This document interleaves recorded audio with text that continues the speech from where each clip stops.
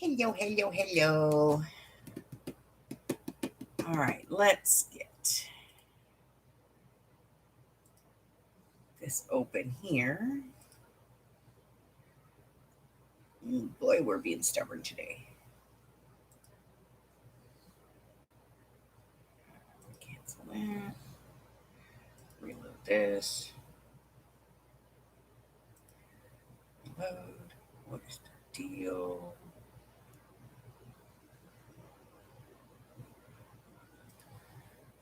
Okay. All right. Hello, Lordy. Well, just being stubborn. Hold on, I'm going to move my camera a little bit. There we go. Miss Tina, hello. Long time no see, babes. What's up?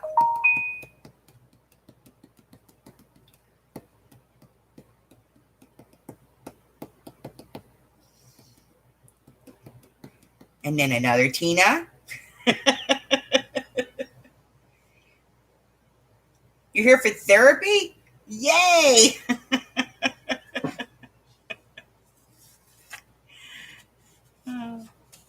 Now I'm a therapist.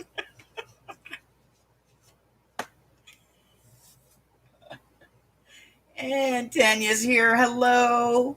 Hello, hello. All right, so I'm going to give everybody a little bit more time. See how many more people show up. We'll give it a little bit of time. And then we'll get started. Okay?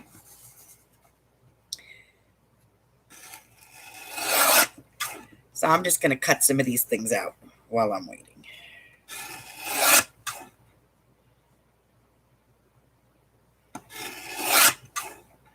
And a little bit more there.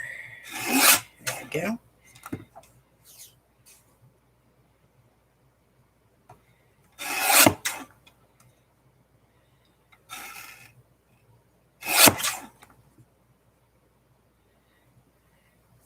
Not exactly printing straight. And it's a different, interesting thing. So, if you've been watching the short videos that I've been putting up for the books, today we're actually going to stitch one together. You guys are going to see me do it. And I'll be here to answer any questions that you have. Normally I would do this on StreamYard, but I screwed up and put up in just regular. And I apologize. But I did just put it in as a regular stream. I'll do better next time. I promise.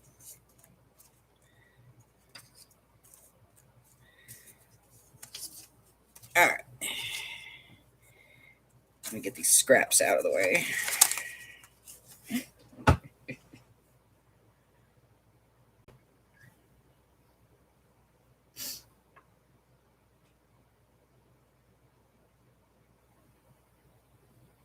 All right. Cussy cutting? You're cussy cutting? Oh, I hate cussy cutting.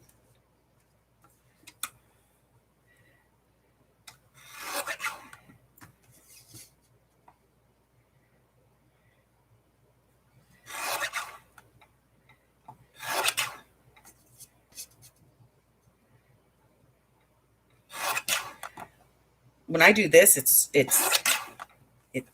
Laura's cussy cutting. She cusses at me the whole time. She hates this thing. She's always afraid I'm going to slap my fingers off on it. She hates this cutter more than anything else. And I do some pretty dangerous stuff, but she hates this cutter.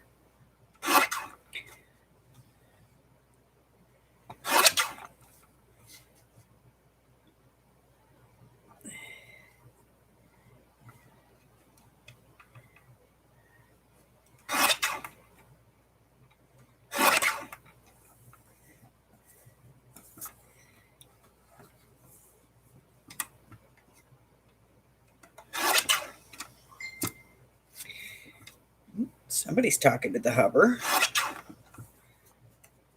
All right, let's see. All right, there's a dozen of us in here. Let me get this cleaned up and we'll get started on this little project we got here. All right.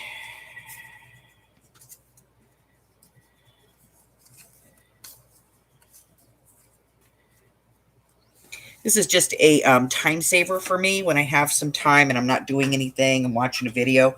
I go through and I print out a bunch of my words and stuff and my phrases on different paper. I just load different paper into the printer and then I just cut them out.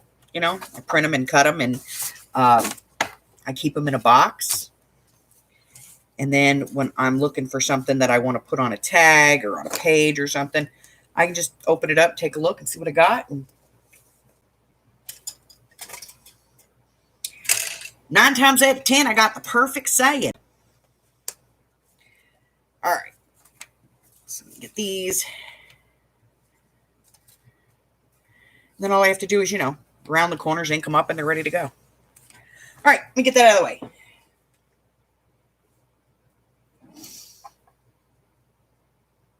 Hello, Candy. Hello, Arlene. How are you? I hope I didn't miss anybody. Let me go look. I don't think I missed anybody. Okay, let me see. What is Tina doing here?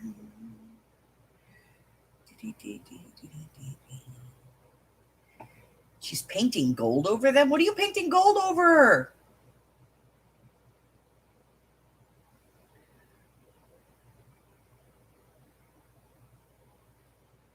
See, I miss everything when I don't pay attention.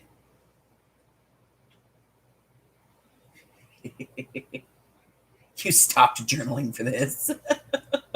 Okay, she's in the middle of painting some ugly green, lime green envelopes. Okay. Okay, I get it. Gold is good. And let's see. Amy's in the house. I mean, she's in the house. She's really in the house. All right. I think that's everybody. Okay, guys. So I've been doing kind of a little series because everybody requested it on, you know, starting a little junk journal and how to do this. So, you know, the first one we did is we gutted a book. And I told you guys about cutting your chipboard that goes inside and that Tyvex is a good solution here. Now, if you don't have Tyvex, if you're using fabric to cover your journal inside or out, if you're using book cloth, that'll work just as good as the Tyvex, but not tape. Do not use duct tape. Okay? Couple of reasons. One, the adhesive in duct tape is acid. It's acidic. So it can damage the rest of the things that you put in the book. And I've seen a few people do it, and I cringe every time because it is not acid-free. Doesn't matter what kind of duct tape it is. The adhesive on it is acid. Hence you can put duct tape on a wart and it makes the wart go away. Yeah. So please don't use duct tape.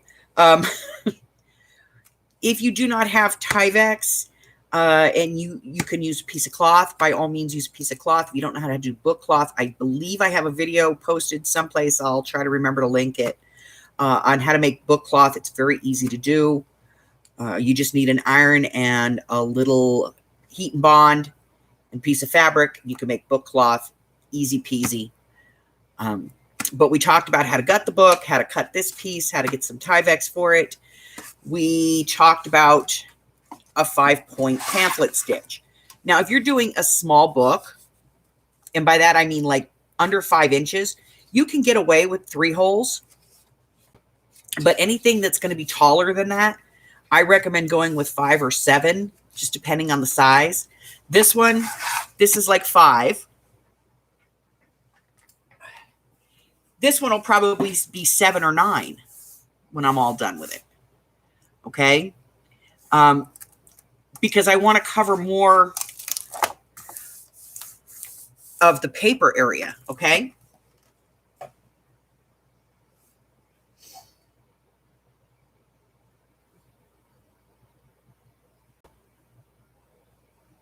She's in her own room.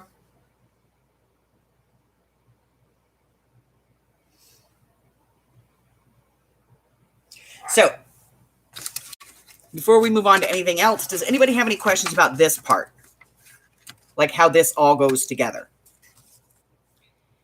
If you do, speak now, forever hold your pieces. I'm kidding. You can ask me later.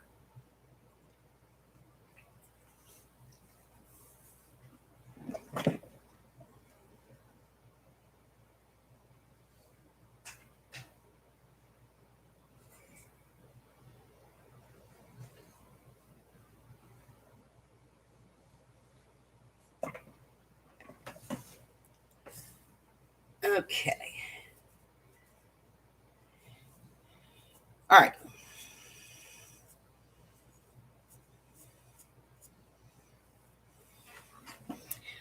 So we're going to move on to the next part of this.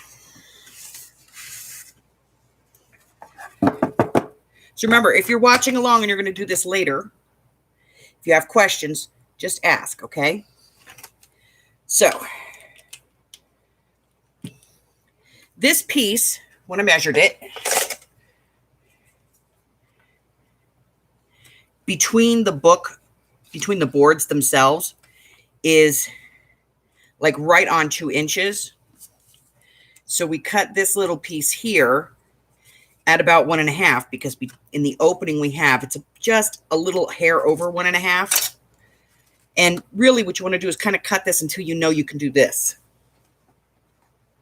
If you can do this and it doesn't catch on anything, you got it right.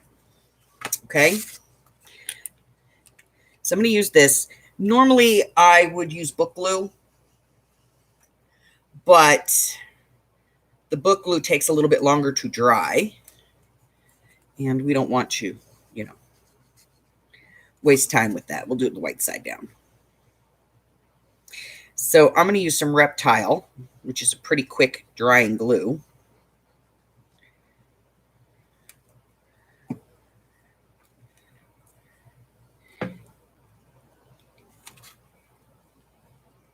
And what I'm doing is I'm lining up the top of my piece, my spine piece, with the top and the bottom with the bottom of the existing book papers, okay? Because that's kind of my midpoint. I know that. Hi, JD. Okay. So once I have that in,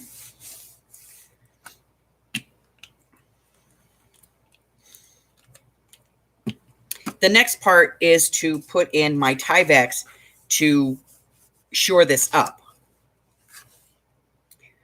Okay, so for that, I will use my bookbinding glue.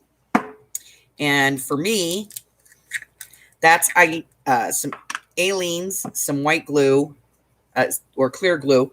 Doesn't matter whatever brand it is. I think this one actually has Reptile in it. And some water. And I'm going to be putting the glue on the tyvex. But I'm not going to go all the way to the edge, because I don't want a gooey mess. So I'm just going to paint that on, and I am painting it so that I get good coverage. And then I'm going to put a little bit extra out of the way in the joint.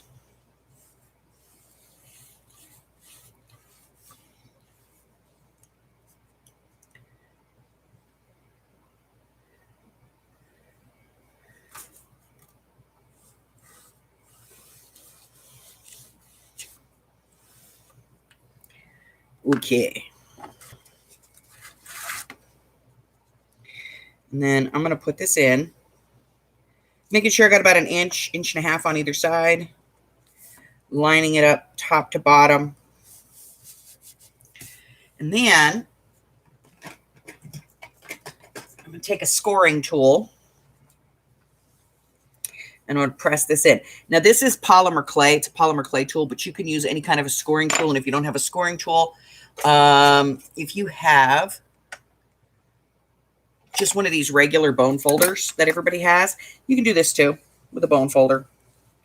I'm just used to doing it with my polymer clay tool. And I don't know if you guys can see that, but see the little dot of glue that pops out of there? That's why we don't glue all the way to the edge. Because as you work this in, it will ooze a little bit. Okay.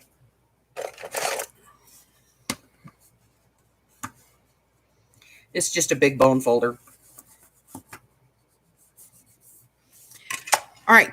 So now that I have that, I'm going to let this dry for a few minutes. Close the glue. Close the glue. Glue close. Glue's closing. Okay.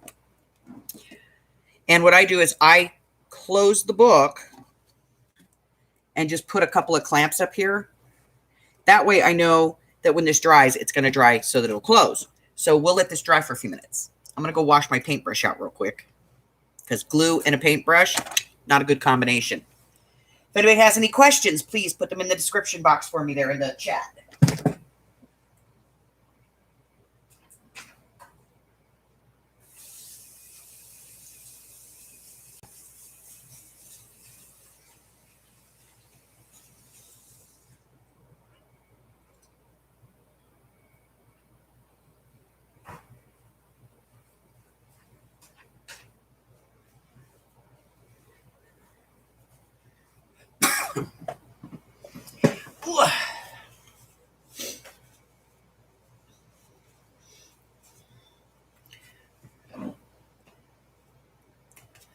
So, how many of you are going to attempt to do this and have never tried making a journal before?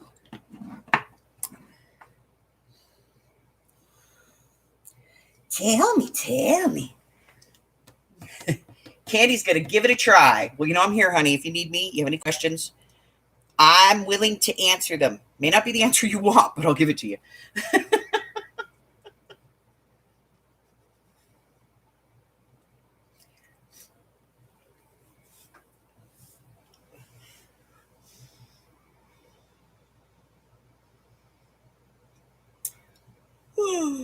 So I am going to be using wallpaper inside here today. Normally I use book cloth, but I'm going to use wallpaper because everybody has it. So I'm going to be using a piece of wallpaper. Wallpaper is not indestructible by any means. It will tear easily, but it is thicker and it does come in larger pieces so that you're able to go all the way across your book. Now, there's a couple of ways that you can do this. The way I'm showing you is the easiest way.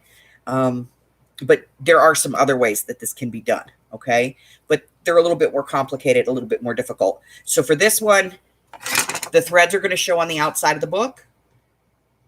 And I think this is probably going to be 3 signatures or 2 really fat ones, but I'm looking at 3 probably. 2 in an insert, but 3 somethings in there.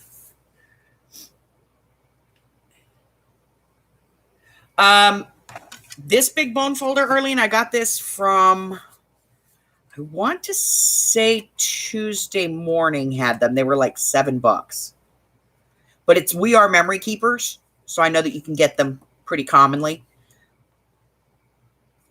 But I think it was like $7 or $8, something like that. But it's really nice when you're doing books because you can do like the whole page at once. So like if you're doing like, you know, if you're doing like your glue booking or something, you can do the whole thing. You don't have to sit there with the little bone folder and go. And it's nice when you're folding stuff because you can hold it and move your stuff.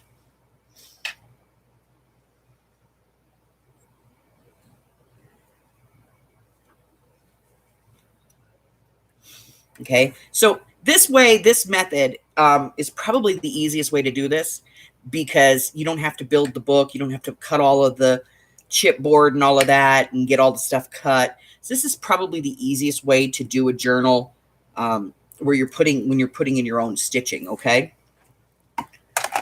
So this should be dry enough at this point to move to the next step, which is just some measuring at this point. I need to measure for my inside piece. So let me get out my big ruler.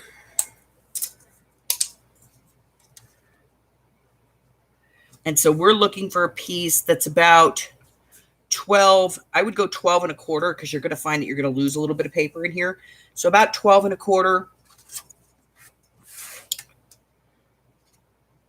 by 7 and a quarter.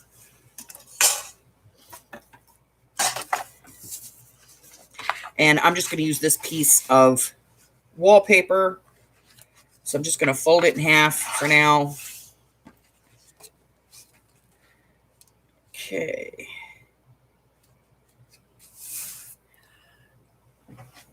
And I'm going to cut it.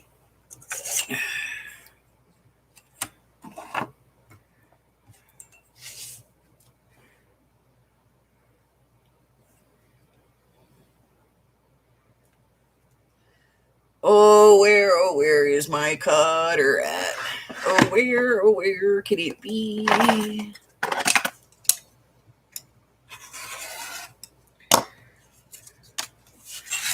Okay.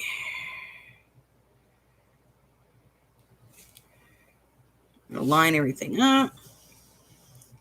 And I just need to get a straight edge on this side.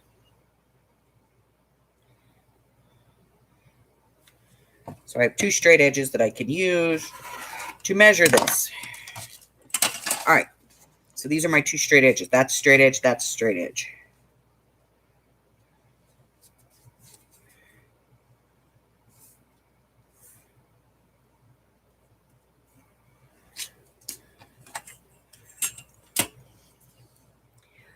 Seven and a half. All right. If I screw this up, I have to go get a whole nother piece of wallpaper.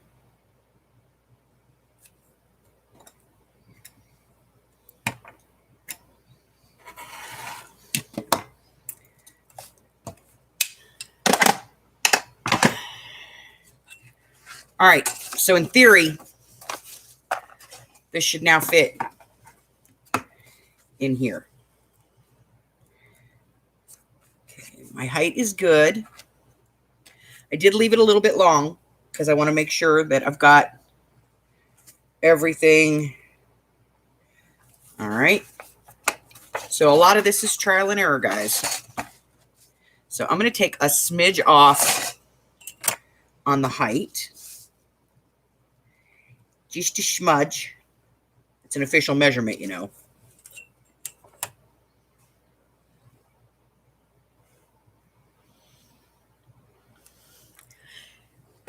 Now I can take off, but I can't put back. So once I do this, and then I'm going to take just a smidge off going this way as well.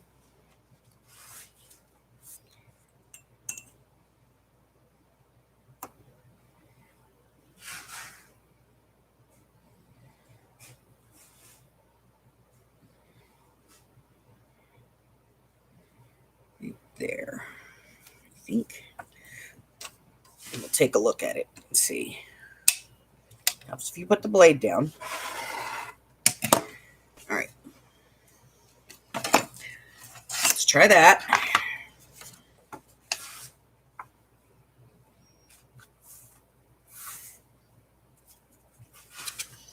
right, I still need to take a little bit off.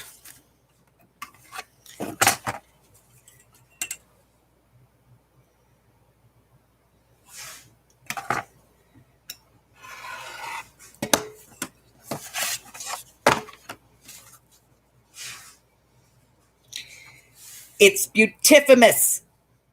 Gorgeous. It's gorgeous. Gorgeous, I tell you. Gorgeous. All right.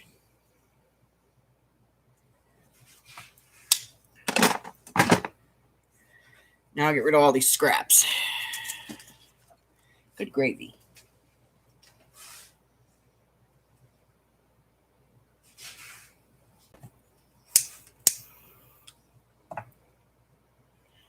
If I come across another one, Arlene, I'll get it to you.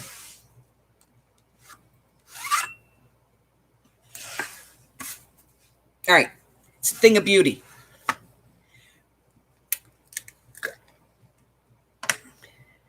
Ew.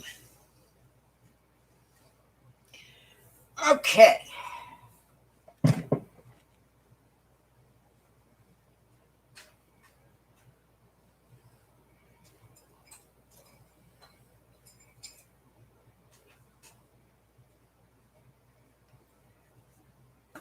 So now I'm going to glue this in.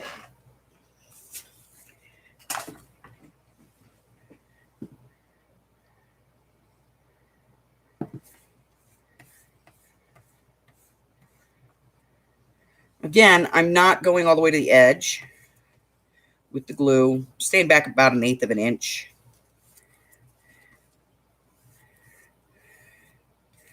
But I am making sure that I get it pretty well covered.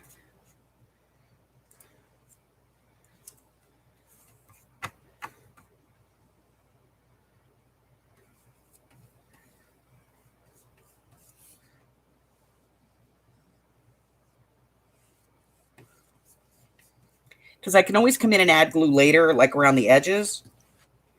But I can't get rid of it. Once it's there, it's going to be glossy, even if it's clear glue. It's still going to have that glossy look to it.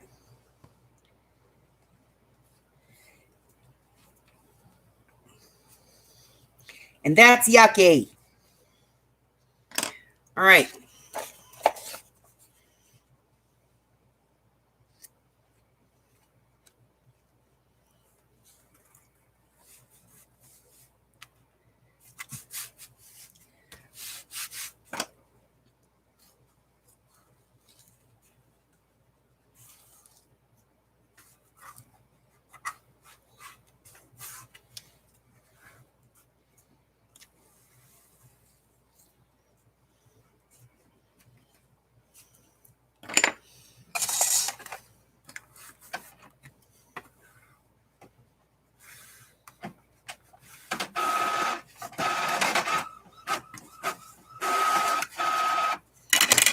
So now if I have to come back and add glue, I can, but I think I'm going to actually trim up this edge a little bit because it's a little bit more than I want it to be over here, and it's not quite even.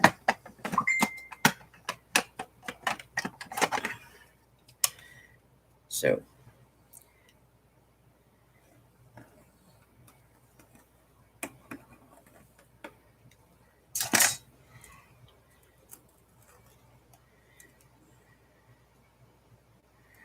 I'm not pressing very hard with the razor because I don't want to go through anything other than this piece right here.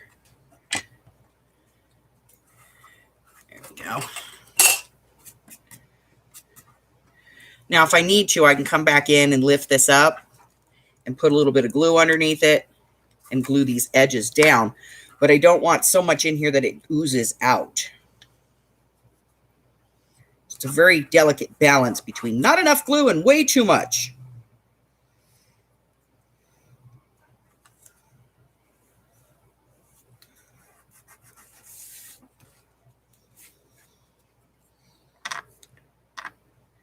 But we can do this.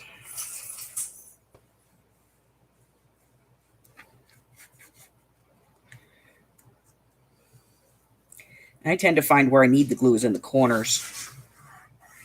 Like I get the ends really good, but I don't get the corners very well. Oh, go there right here. A little bit on there.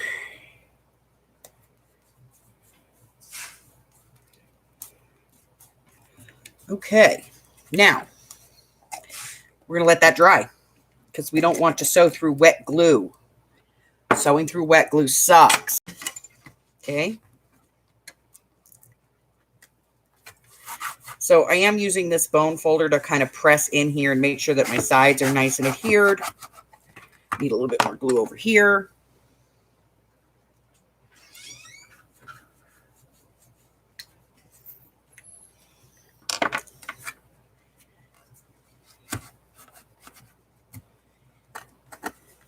Go.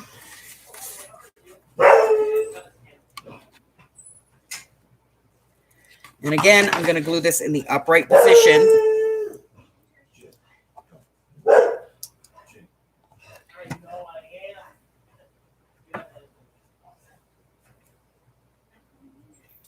Yay, Laura got her stuff.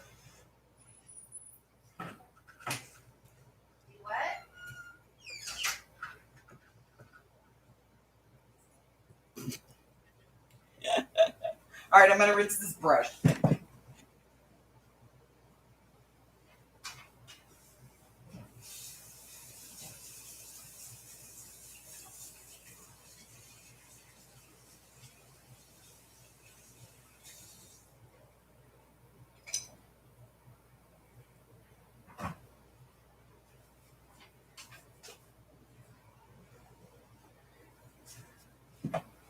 Okay. So now we'll move to the next part of this. Now, this is the part that terrifies people.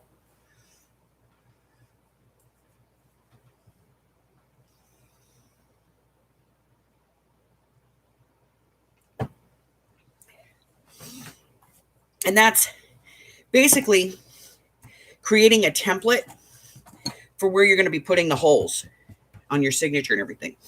So this is the part that scares people. Let's see what we got here.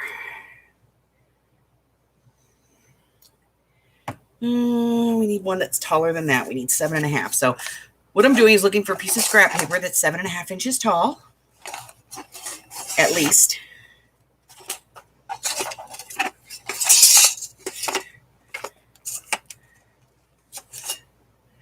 And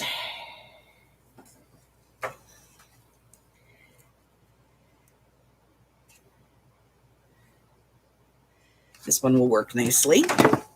And we know that the inside of this was 1.5 inches wide. So I'm going to cut a piece that's 1.5 inches wide by 7.5 inches tall. And this doesn't go up to 7.5, so we have to figure out how much we have to take off this thing.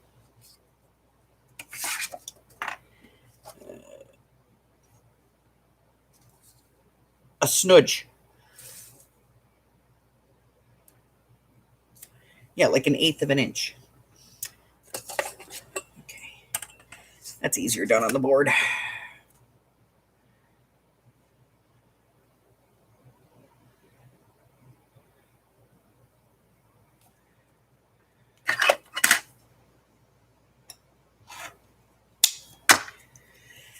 Okay.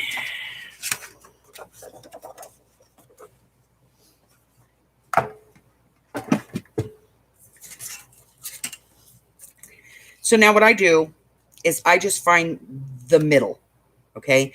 And I know that the middle on this, it's 1.5 inches, is right at, I'm trying to put this on the board where you guys can actually see. So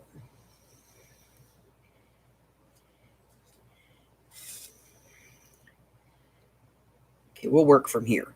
So this is 1.5 inches wide. So if you come in 1/2 inch on each side, then you just split the difference, which for us is 3/4 of an inch.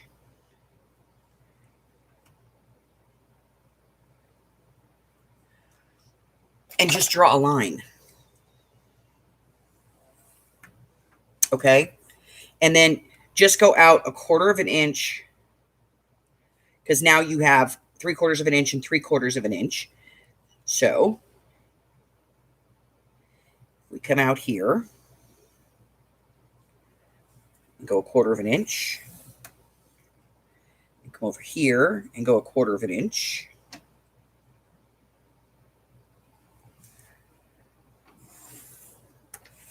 We've divided where our 3 signatures are going to go. Now we know it's 7.5 inches.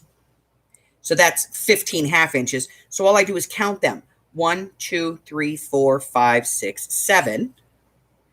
That's my midpoint. Okay.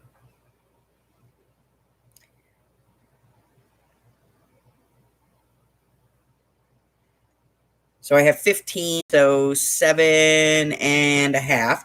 So this is my 7, and then just move 1/4 of an inch. And that's the middle. Then all I do is divide that. And the easiest way to do it is come in 1/2 inch on either side, because you always want to be in that 1/2 inch. So 1/2 inch here, 1/2 inch here. And then just move it over and measure what that distance is. And for this, it's 1, 2, 3 1/4. So 3 1/4 is 9/4. So 2, 4,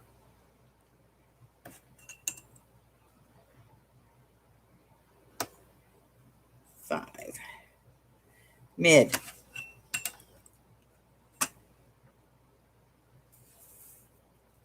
Move it over because we already know where we're going.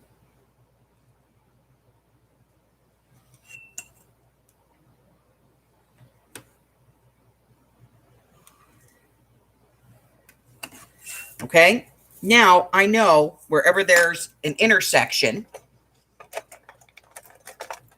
wherever my 2 lines intersect is where I need to poke my holes to put 3 signatures in this book.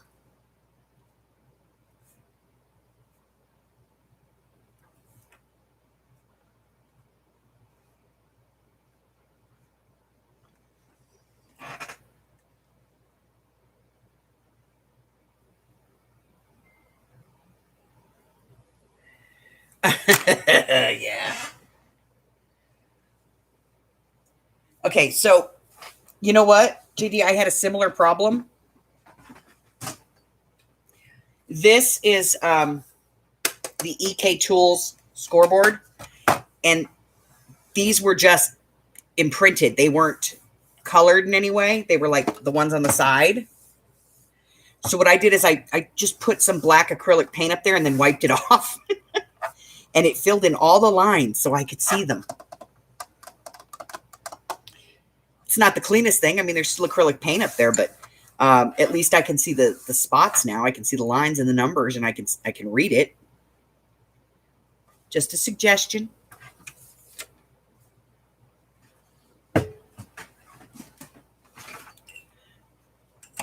Okay, so now, most important, I put a T at the top. So I know this is the top of the book. This is going to be at the top of the book. All my signatures need to be punched with this at the top of the book, because if this is even just like a millimeter off, you could have your signatures be odd in there. So it's no good, no bueno.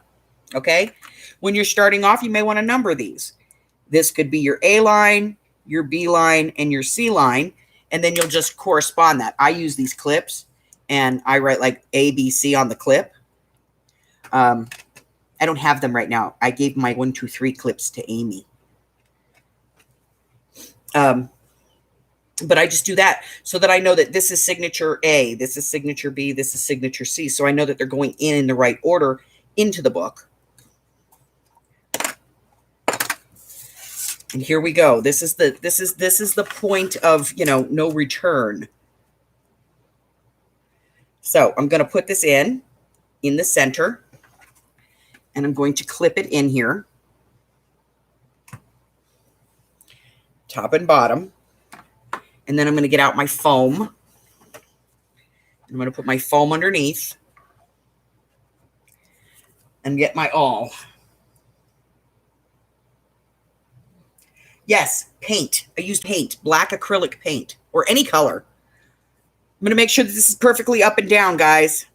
I'm going to go in the center of those lines, in the center of my dot, and I'm going to push all the way through.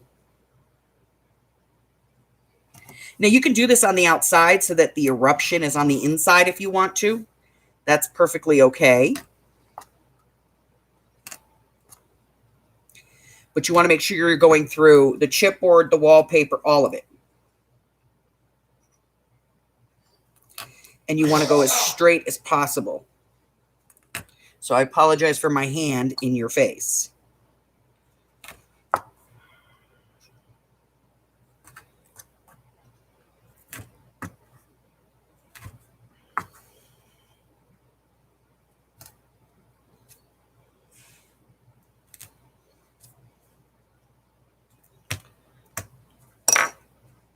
Now,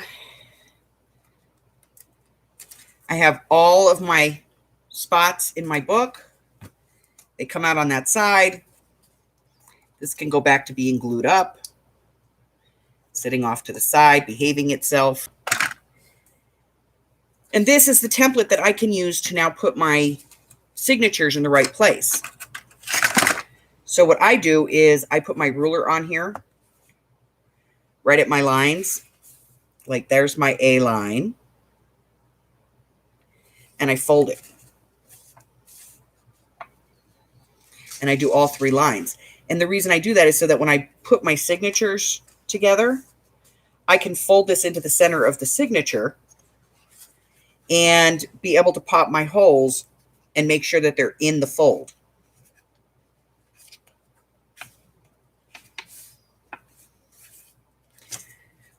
So if I'm doing A, I simply fold it on the A line and put that in my signature. If I'm doing the B, I fold it on the B line, put it in my signature. See, the same way.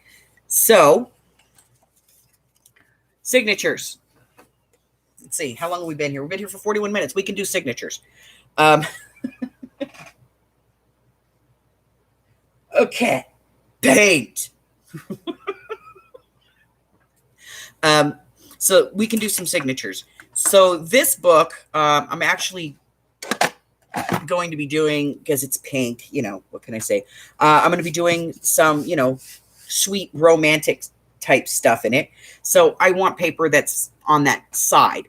Now, I'm a purist, and I get that. So please don't, you know, take what I say here to be any kind of disparaging remark or to discourage you from doing anything that you want to do. But when I do my journals, I do journals. I don't do junk journals. I do journals. So I don't use book pages or tea-dyed book pages or dyed book pages. I don't use doilies. I don't use strange papers. I pretty much stick to, I have linen paper. I have dyed regular paper. I put in cotton papers, and I put in like parchment papers and those types of things, marbled paper. I try to stick to kind of the basics. I don't use scrapbook paper because it's either it's got color on both sides and then both sides don't work for what I'm using, or it's like colored on one side and blaring white on the other. So then I have to go and spray tea on the back of it, and it's kind of a pain in the butt, so I don't use any of that. So in that, I am a purist that I make journals and not junk journals, okay? And I've never really claimed that I make junk journals. I make journals. I make journals that are intended to be written in, that you're supposed to tuck pictures into. And so when I pick my signatures, it may not be what you're looking for, and I'm cool with that. Just, I don't want anybody to think that you have to do it this way. It's just the way that I do it, okay? That being said, yes, I'm a purist.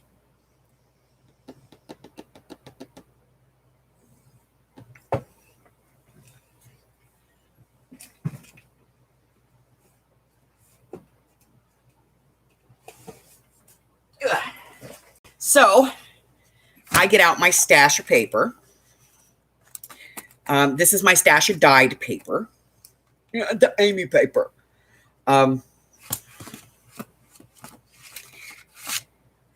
obviously, you know, there has to be some pink in here. And we're doing 3 signatures, so I need at least 3 pieces of pink paper. And this is the gray. And I like the gray with the pink. It's a nice contrast, so we'll get 3 pieces of that.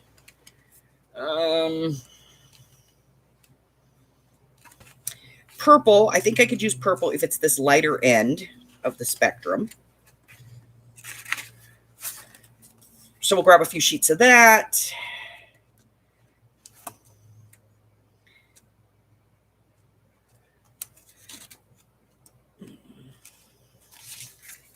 And some of this lighter blue.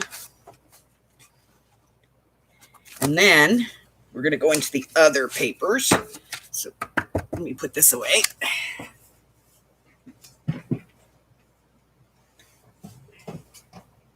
Okay. Let me get my box. So this is my tea-dyed linen.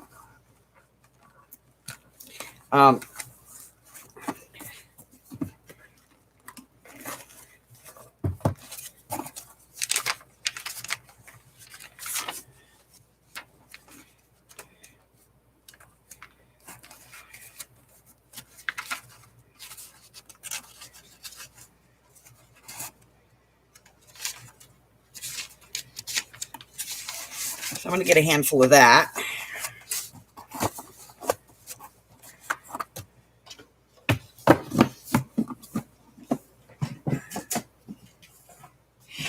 And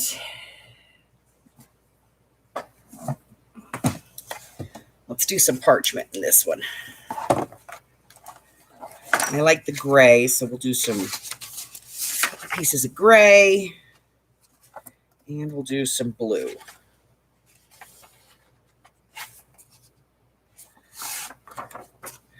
And I think we'll do a little bit of beige. Okay.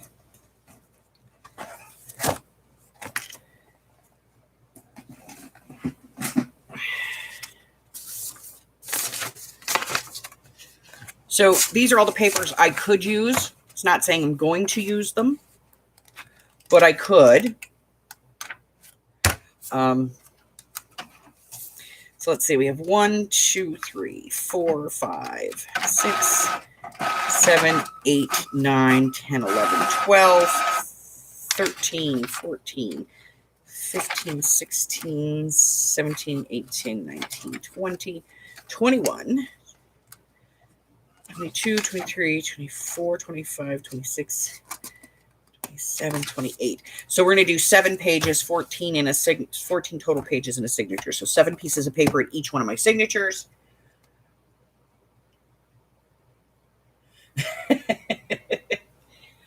I'm not watching the clock per se, but I don't want to be here for 4 hours. Okay. I have to go get my new glasses today. All right. So I know that, basically I pulled 3 sheets of each of the colored ones. So each signature is going to have 1 sheet of color. And so we'll put 1 sheet kind of in each pile-ish here.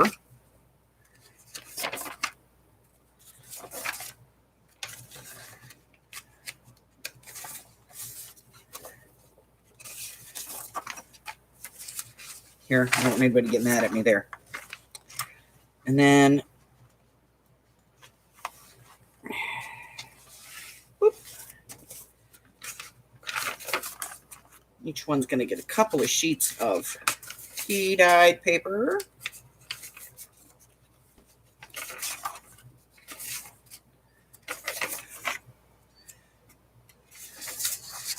Gray, blue, and brown. Okay.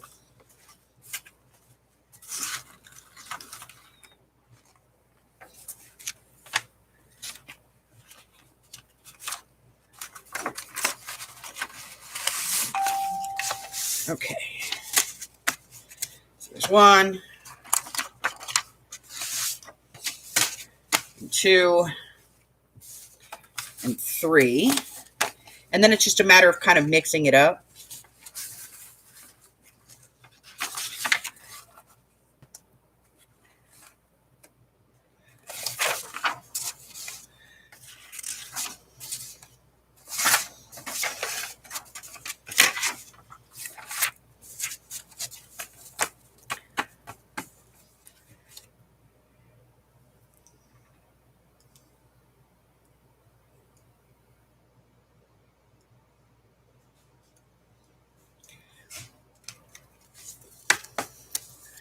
And then just folding it in half. And 7 pieces does not give you too bad of a fan at the end.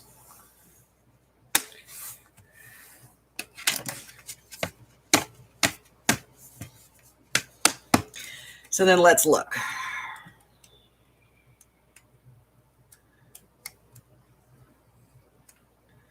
Okay, it's not bad. If there's a color I don't like, I just take it out. You know, if there's a piece in here I don't like, I can just take it out, replace it with something else. All right, so that's 1.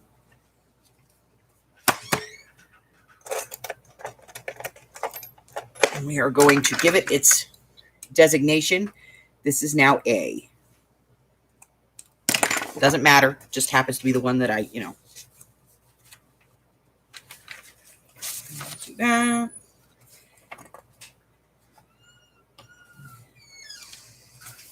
and this. And all I'm doing is just randomly putting the colors in and the textures of the paper.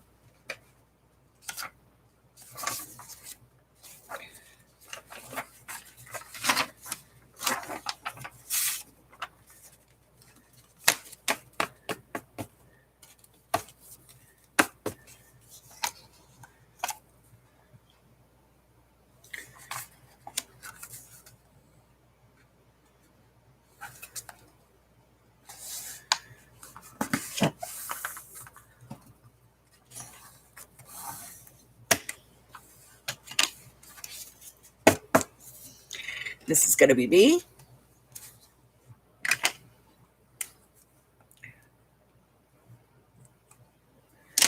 I'm just going to look and make sure that I like the look of it, the aesthetics, the way that it goes together. And I kind of like it. I like having the big pink in the middle. Okay, that works. So that's A, B, and then we'll do C.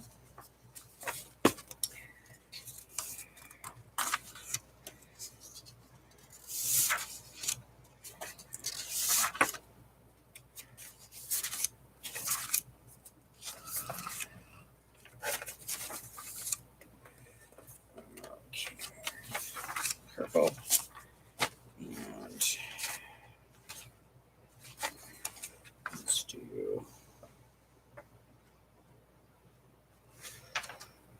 there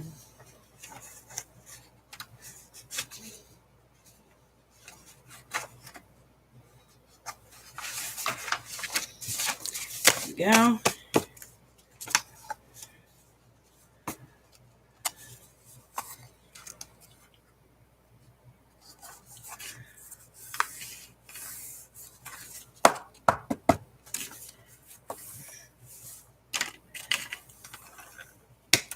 Okay. All right, and that's going to be C. So we'll put that on there.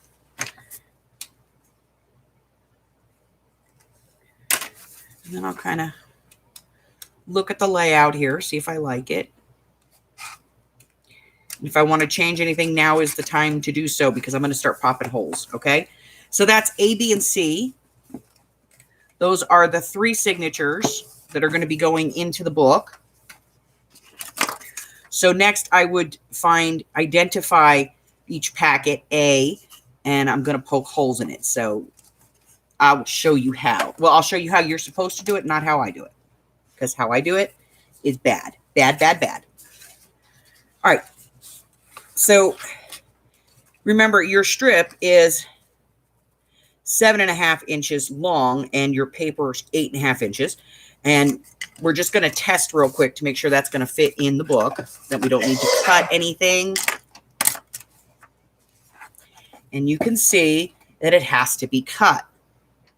So we're going to cut this down, and we want to cut this. We want to take enough off that it's in on both sides. So measuring that, it's 7 1/4. So this is 8.5. So we need to take 1 1/4 inches off. So you can put this in your cutter, trim 1 1/4 inches off of one end, and then we'll put this into the book. I'm going to take the paper off. Give me a second. You guys are going to shake, rattle, and roll. I apologize. But you know what? I can't do it on that cutter. I forgot. Cannot do it on the cutter. That cutter's no good if you want to measure under 2 inches. So we're going to get this one out. Everybody out of the way.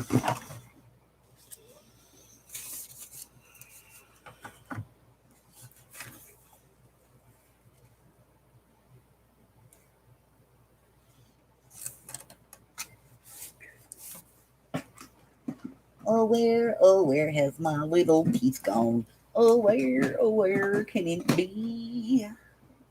Hey, now. Seriously, where'd it go?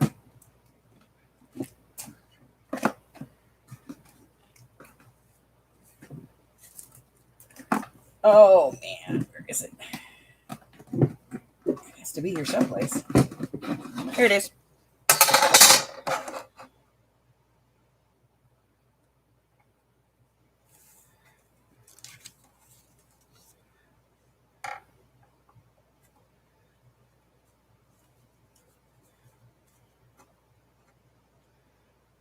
7 1/4. Stay. Sit, Ubu. Okay, I'm apologizing now. You guys are going to roll a little bit. So close your eyes.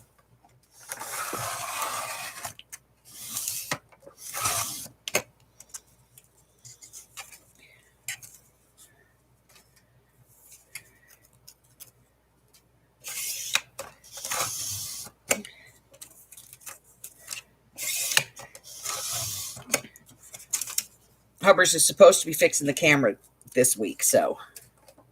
All right, 7 1/4. Let's try it.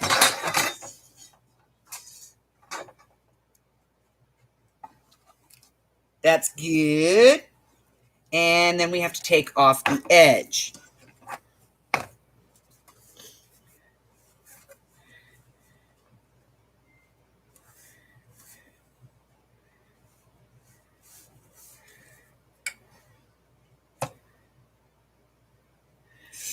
Now, obviously, the cutter's not going to go through 14 pieces of paper. So, I'm just going to kind of go back and forth a few times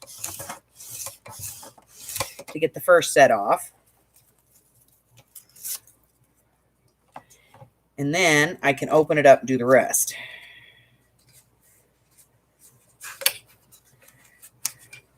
Because nobody's cutter does that many pieces of paper. It just doesn't happen, man.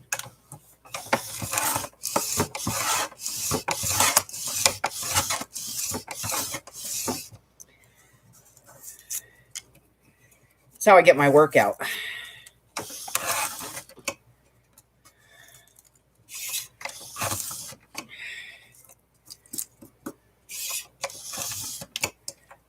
But I have found that if you actually want this to be the right length and width, you actually have to cut it this way. Otherwise, you're not going to get it right once you fold. If you sit here and you just take 1/4 of an inch off each piece and then you fold it up, you're still going to get that flare. So you have to cut it all at once. Usually I just use the big chopper, but yeah, that's not going to work with you guys. Stand up. Perfect. Perfect. Okay, so now I know what I need to cut for those. I'm going to put the clamp back on this. It has the letter on it, if I can find it. That's A. Put it over there. Get this out of the way. I'm just going to show you how to do this, and then I'll do the rest of them with the big chopper off screen.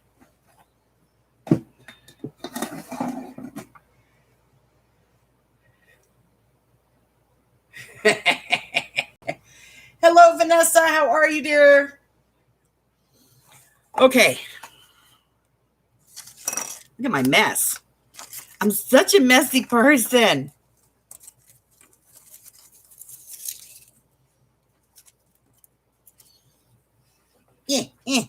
Okay. So now, do as I say, not as I do. I'm going to put this in so that my fold is in the fold. Okay. And then I'm going to clamp this. Ah, some of you are already going, but it's too big. Yeah, you're right. It is too big. Okay.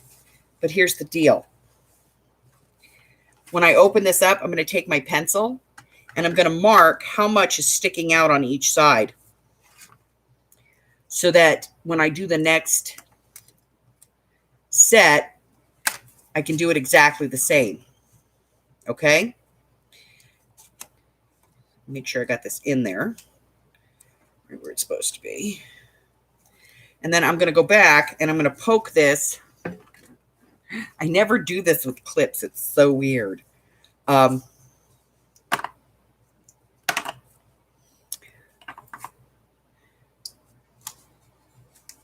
you're going to clip all your papers together. I don't, but you're going to. I'm going to make sure that this is in the ravine. And then I'm going to poke into the ravine straight up. Okay, and you should have like clamps all the way around this paper.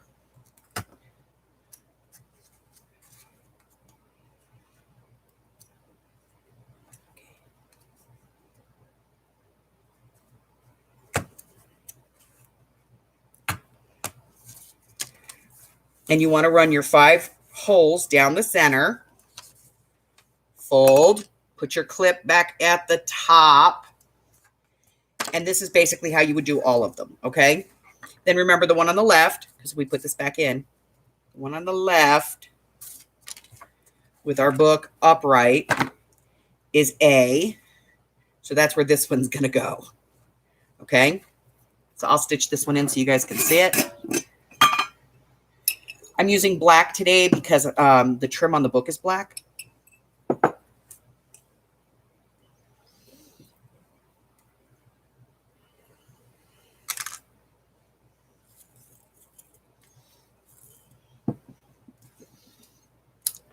And basically you want to use about 3 to 4 times the length of your book.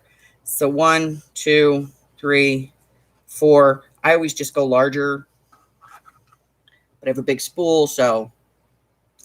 And I always keep this because you never know what you might be able to use this for. And I have a really big sharp needle, and don't use a big sharp needle. Use a small needle. So I'll take my clip off. I'm going to hold on to it, though, because I'm going to use it in a minute. I'm going to go through the center hole in my book. And I'm only using 1 layer of thread here, and about 4 inches or so from the end, I'm going to put my clip on. That's going to keep everything from going through, okay? So I'm just going to put that through. And now it doesn't matter if I go up or I go down. I'm just going to go through the hole. And I'm going to go through the hole in the papers, okay?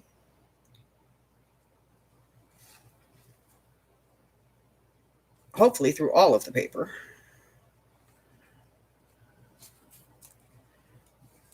If not, you know, we'll make it work. The first couple of stitches, sometimes it'll get unlined, and that's okay. Just work with it. Then down.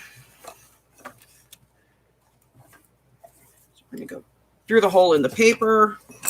Good. There. And out through the hole in the book. And then we're going to come back through that hole, just like I showed you guys on the diagram, on the mock-up. So you're just going to come back through that hole. And when you come back through that hole, you should come out where you stitched in here. Okay?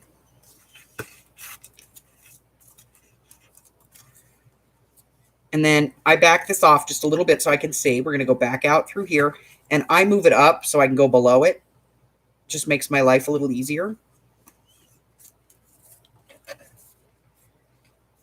The old rubber foam mat. Back up. Completed half the stitching.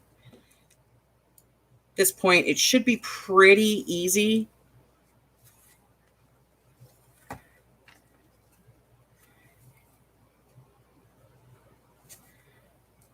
To go through everything.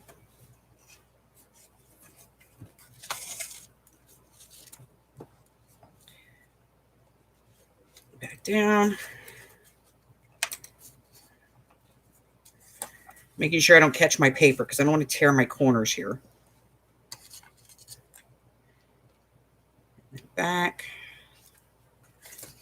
And stop. No more stitching. Take off the weight. Underneath that stitch and around and back towards yourself. This is where the waxed thread comes in handy because the wax kind of heats up and sticks to itself. So once I have that, right over left, left over right.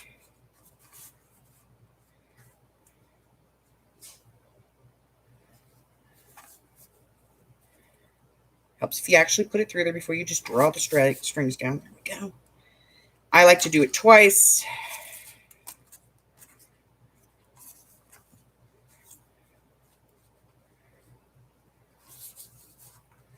And then I just cut it off. Now, if you want to start on the outside because you want these threads to be on the outside of the book, you can do that. If you want to start at the top because you want threads at the top of the book, you can do that. However you want to stitch them in. But there's the first signature in the book. And then I'll just follow that same exact procedure for the next two signatures so that they're all in the book. And then there'll be 3 signatures in here, and it'll be ready to be decorated. That's it, guys. Jersey!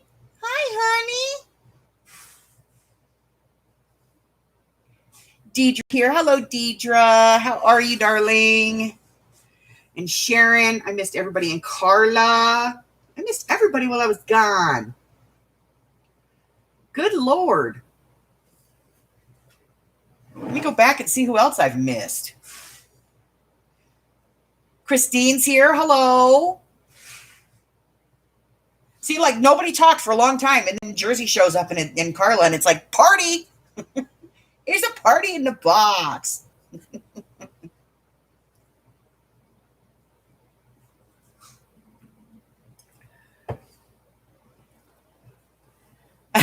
Too lazy to type. So that's it, guys. I mean, literally, that's the first one in. And then just follow the same procedure again and put in B and C. And just make sure, for the love of Pete, make sure that you put the right signature at the top. And just use your little lines that you created in the back here to know that you've got this right on the paper. So you don't have your signatures a little high or a little low. And just stitch them in. Again, you know, if you want to try this and you don't have tyvex, you don't have the linen, waxed linen thread, let me know. I'll be happy to throw some in an envelope to you and ship it out to you. You know, it cost me, what, 55 cents to send you that? No big deal. We'll get it to you.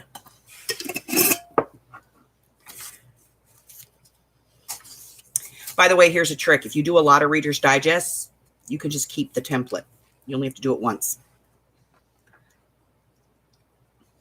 I know, sneaky, right?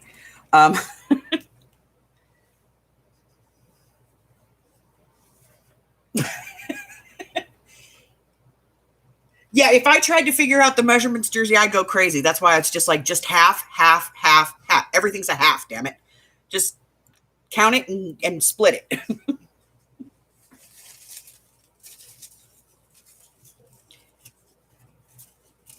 But hopefully, you know, those of you that have been sitting on the fence going, oh, I want to do it, I want to do it, I want to do it. Hopefully this will help you to do it. And like I said, this is the easiest way that I know to do a journal is to use an old book cover. Reader's Digests are really good for it because they're great size. There's minimal amounts of cutting. And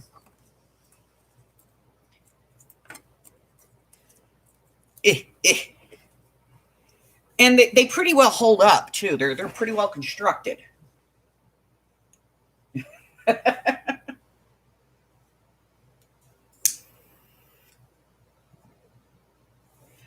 So I'm hoping that this helps. Also, if anybody, I don't know if she's given it away yet, but if anybody needs a Reader's Digest and doesn't have one, reach out to Arlene. She has an extra one. She said she'd be willing to send to somebody. So thank you to Arlene for being generous. If you want to try this and you can't get a Reader's Digest, or you're like Tina, her thrift store went at $8. These are $2 all day long. Then reach out to Arlene.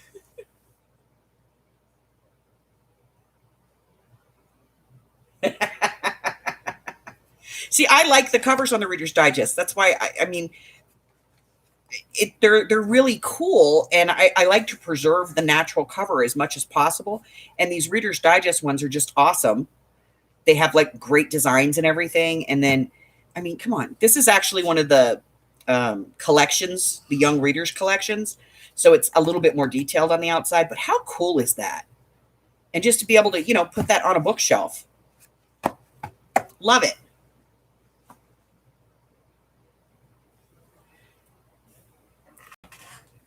Oh, so that's it, guys. That is the easy way to do it.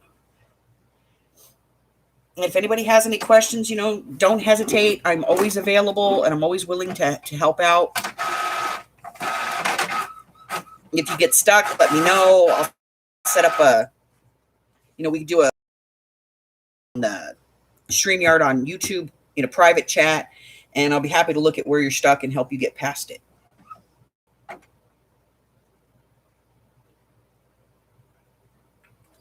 So the one thing I like about Reader's Digest is, for some reason, the people that collected these tended to keep the dust jackets on them. So when you get them, the covers are in really good shape because they've had their dust jackets. When I bought these, they actually had the dust jackets on them still. I was like, yes.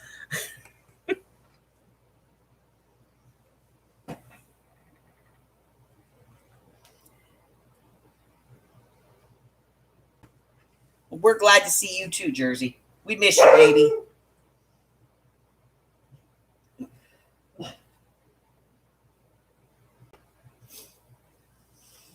But it is a nice, it's really a nice simple cover. And the thing is with this, I don't know if you guys saw the romance one that I did, or the 2021 journal. I did the Roaring 20s journal. I did both of them using a Reader's Digest, and I left the covers natural and just decorated on the covers. Freaky awesome.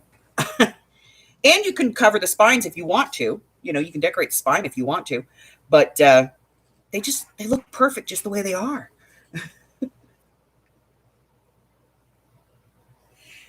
You take care of yourself, Jersey.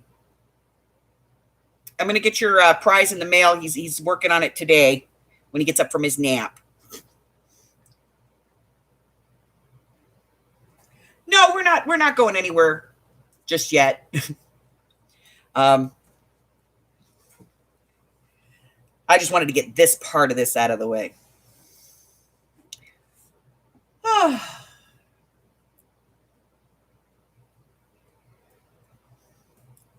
Oh. It's hot as hell in this house today. Hot as Hades, man.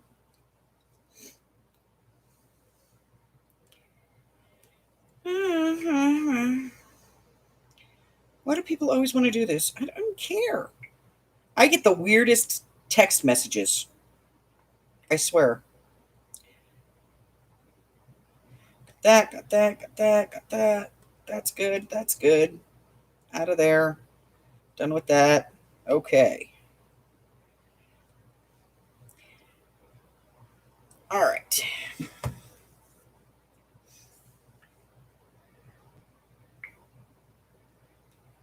No. Just go away. There we go. Oh, I know. That's why I moved out of there.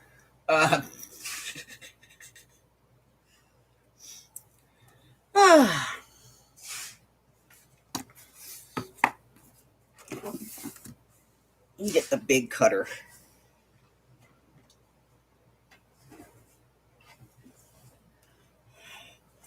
Laura, honey, if you're looking, look away. If you're lurking, look away. Because it's going to happen.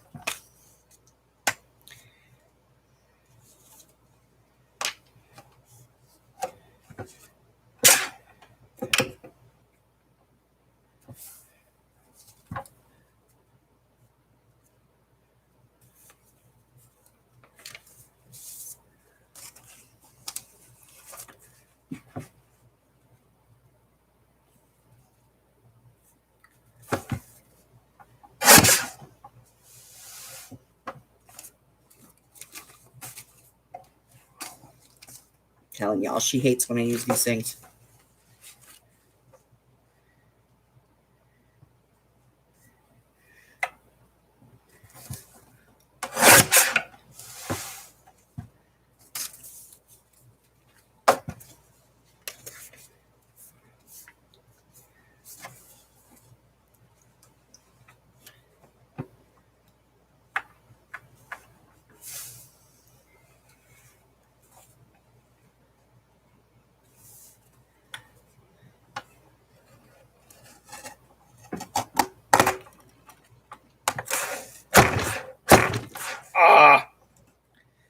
gets right to the end and dies. It's okay. That's what scissors are for.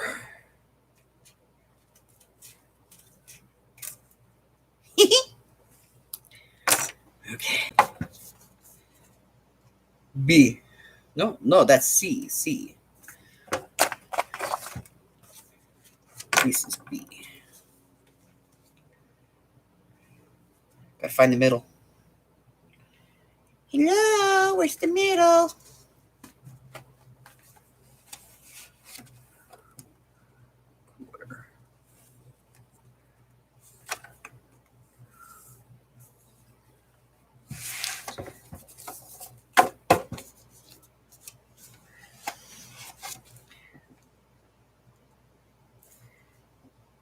Quarter.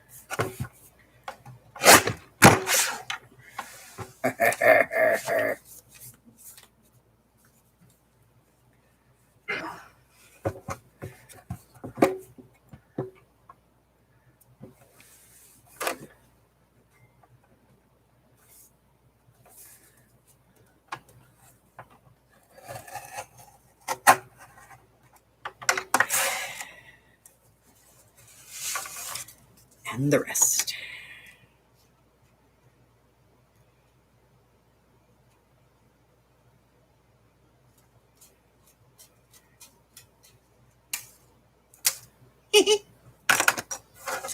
So if you look, you'll see these are all different thicknesses and widths.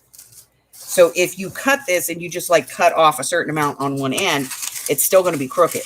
It's still going to do that flare thing. I don't like the flare thing, man. All right, we're going to get this one out of the way.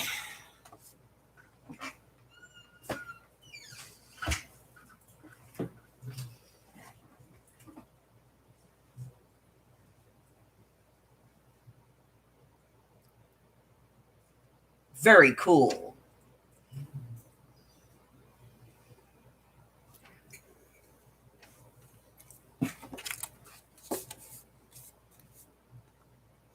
Arlene's man spoils her. He spoils her so bad.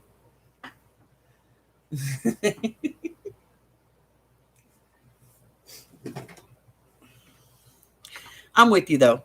Hubbard got up today and made me Egg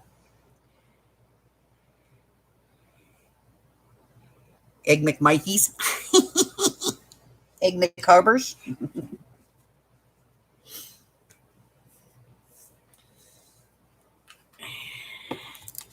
Because, yeah, I'm spoiled. I'm way spoiled.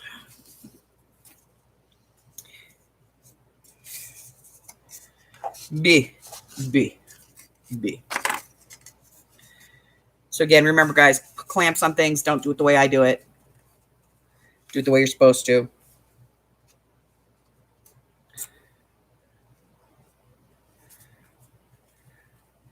Because the way I do it is like really bad. If you've never done it before.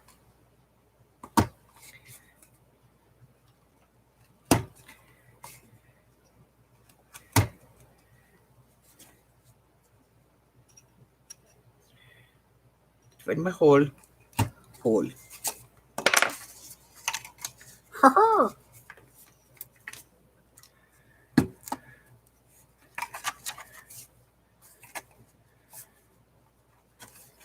Oh, it's a thing of beauty when a plan comes together, you know?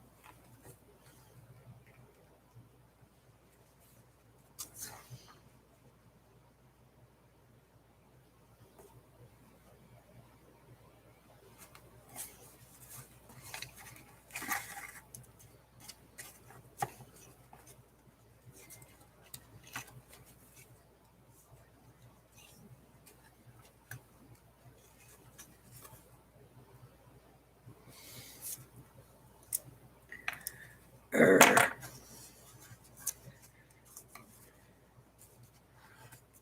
doed it upside down.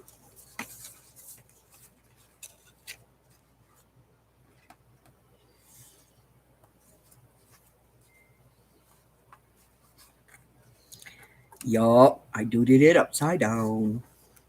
At least I'm pretty sure I did it upside down. I may not have. We'll find out. And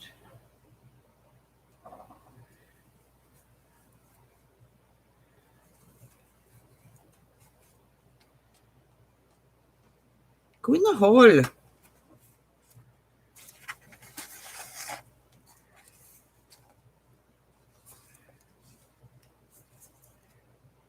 Down the hole.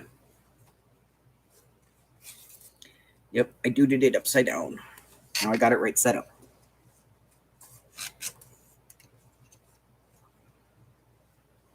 Yep, mo better. Okay, I fix it. I did it upside down.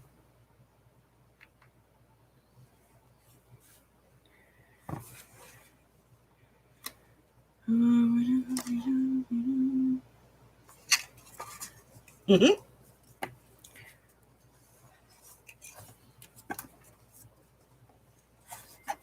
I just thought I did it upside down. There we go. Come on, work with me here.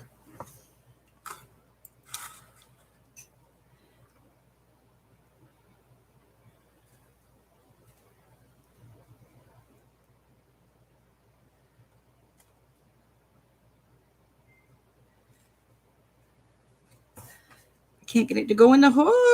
There we go. Didn't want to go in the hole.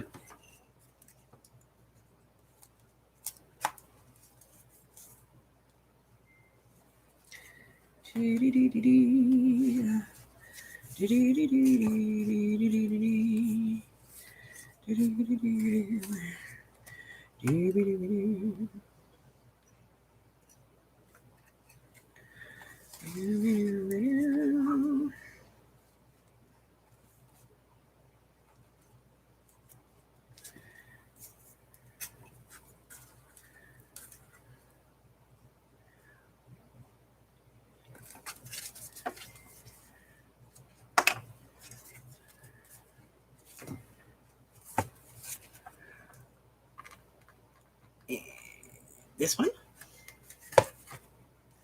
This one?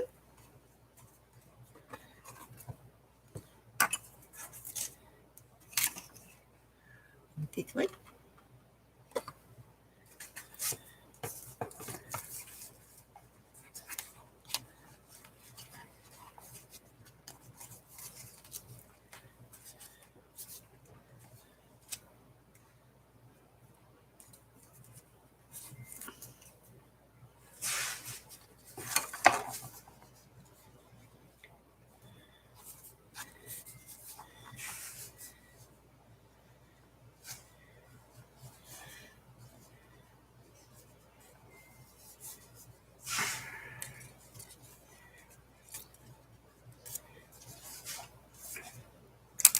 Okay, that's two.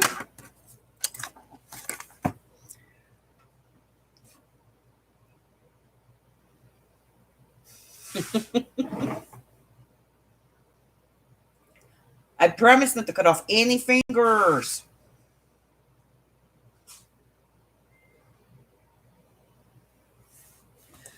No fingers were reamputated in the making of this journal.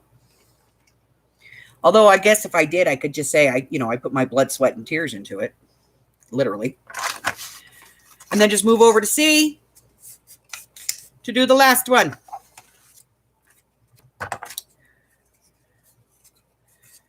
In the center. Up.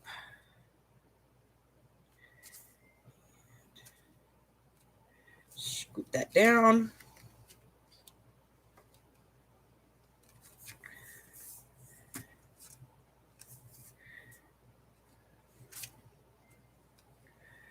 Get that tucked in. Use clips. Don't be like me.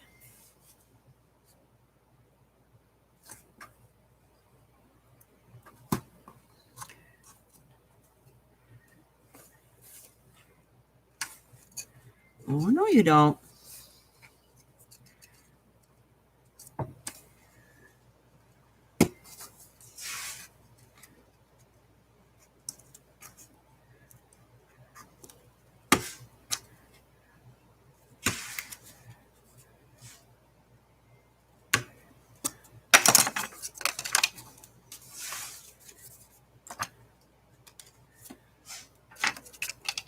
Where's my needle? Needle. Needle needs thread.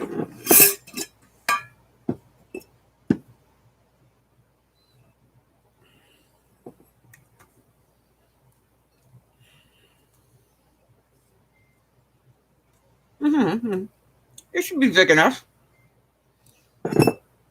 Not, I'll just take it out and do it again. All right, I'm going to get more thread. I don't trust it.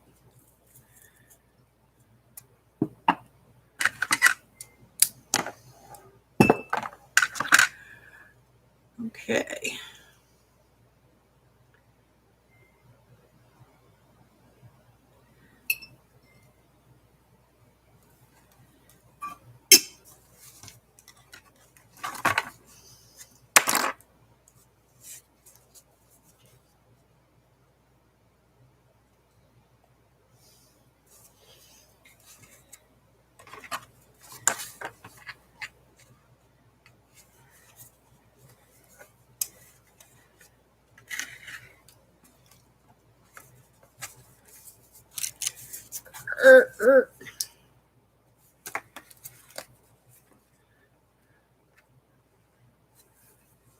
You can put a paper clip on there too, guys, if you don't have these clamps.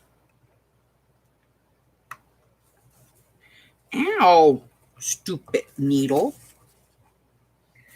It bit me.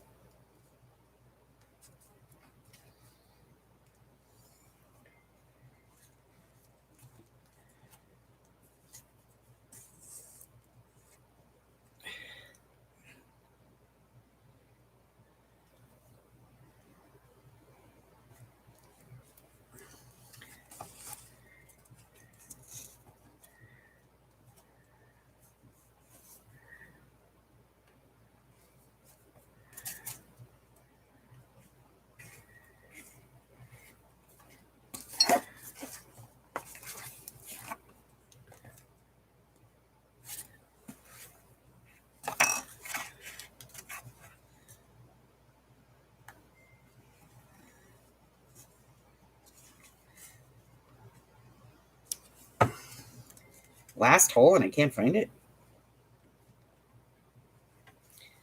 Go.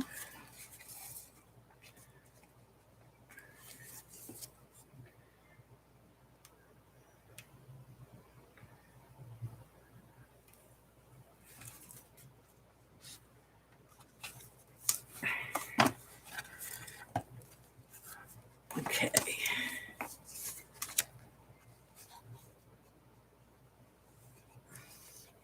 Here's a hint. Don't try to go, when you get more than one signature in here, don't try to go under your thread this way. Go along the crease to the end, because otherwise you're going to poke through your paper. Okay? All right. Right over left. Left over right. Right over left.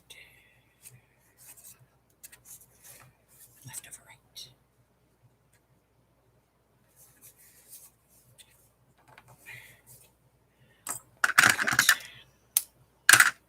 All right, that's it. All three signatures are in the book. They're all nice and even, top and bottom. And this one has a lot of pages. This is going to be gator mouth. If I over decorate.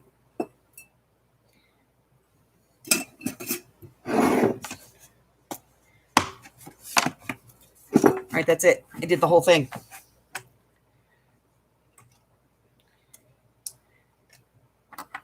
So mightily important parts here, guys. These clamps are very helpful whenever you're making a journal. Wax thread is a good idea, and awl is an absolute imperative. That's it. All right, let's go up and see what's going on. Zoe's here. Hello, Zoe. Neener. Hi, Neener.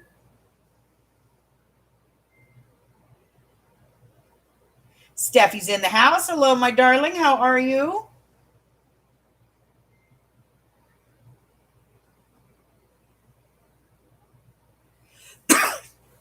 All right, so this sucker's already,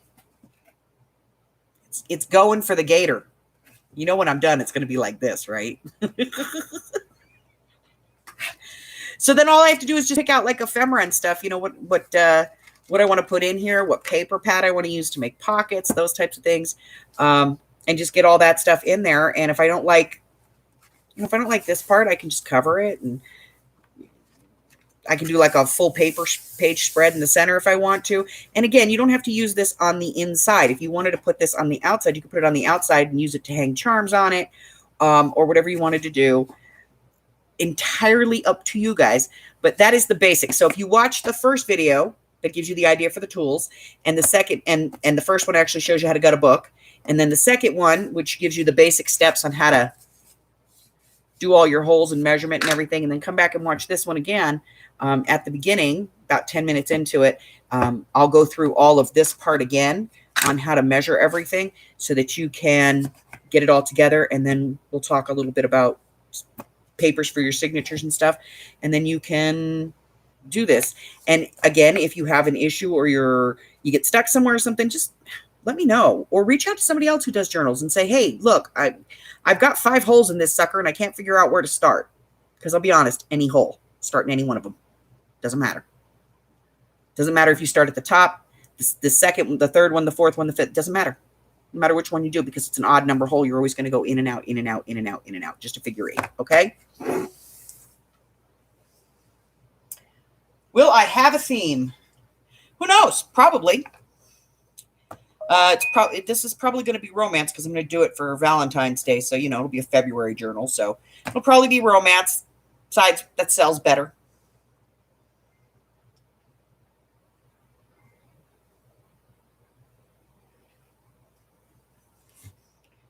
Romance sells. What can I say? Yeah, you have to. You know how I figure it out? I figure out what I'm going to put in it for journaling cards. So I will go through, like, I'll go on Etsy or something, and I specifically look for journaling cards. And then I build the whole thing off of that. I find my journaling cards and I go, okay, what paper pad is going to work?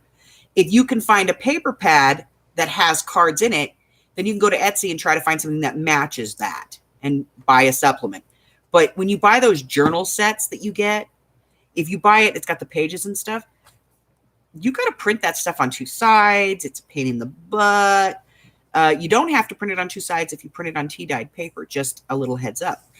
But there's never really enough pages in it. So for like this one, what I'll do is I have a paper pad that I bought, a pack, and it's this one right here. And it's a lot of red roses and pink roses and a lot of vintage looking paper. So this is the pad that I'm going to be using to make my pockets for this.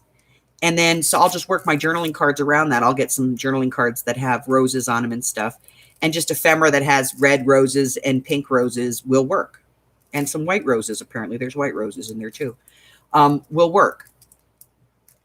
So as long as I stay kind of in those color schemes, it's going to help me get through the whole thing.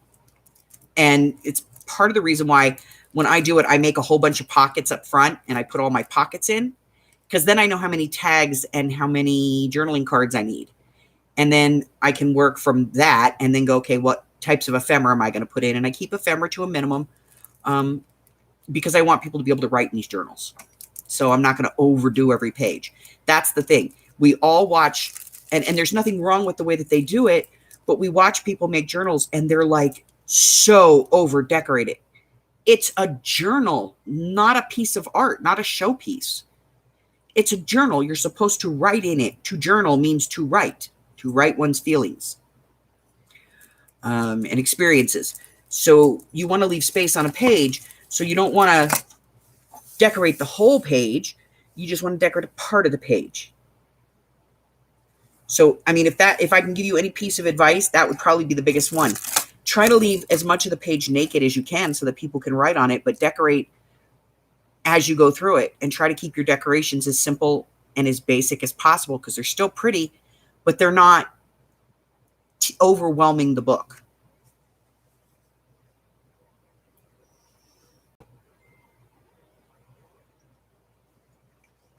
Yes, and some people like the over the top, but that's not really a journal. It's at that point it becomes a showpiece. It becomes something that you take out every now and then, and you open it up and you look at it and you go, oh, that's pretty. That's nice. I like this. Oh, look at that. Look at how cute that is. Oh, that's so sweet. But you're not really going to write in that thing. Maybe you'll write on some paper and like stick it in there, but you're not going to write on that book. Naked pages.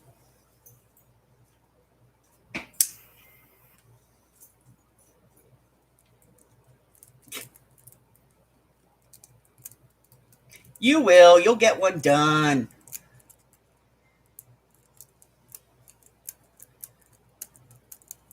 Bye, Arlene. But yeah, I tend to find like a paper that I like and then just work off of that. And this one lends itself to stuff. It's got receipts in it, like old bills of lading and stuff, and roses, and it's got some stamps in there and some typewriters. So, you know, I got a lot of ephemera choices here. Just build off the paper. So that is what I will do. And then I will find like a set of ephemera of some sort that goes with it. This one's not the one. But, you know, I'll find some kind of like journaling cards or something that matched. And that's what I'll use to make journaling cards. And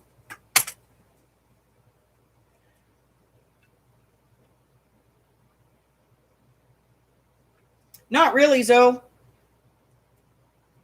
Not really. Anything that's 3x5, a lot of paper pads come with them. I don't know if I even have any paper pads that do, but there's a lot of paper pads that come with the cut aparts that you can use as journaling cards. Basically, journaling cards can be as big or as small as you want, but the standard is like it's like an ATC size. It's like 3.5 by 2.5. And but if you go in and you go to Etsy and just plug in journaling cards, you're going to come up with a lot of them, a lot of different types. And if I have your email, I'll be happy to send you a set so you get an idea what you're looking at. But I've used like postcards as journaling cards.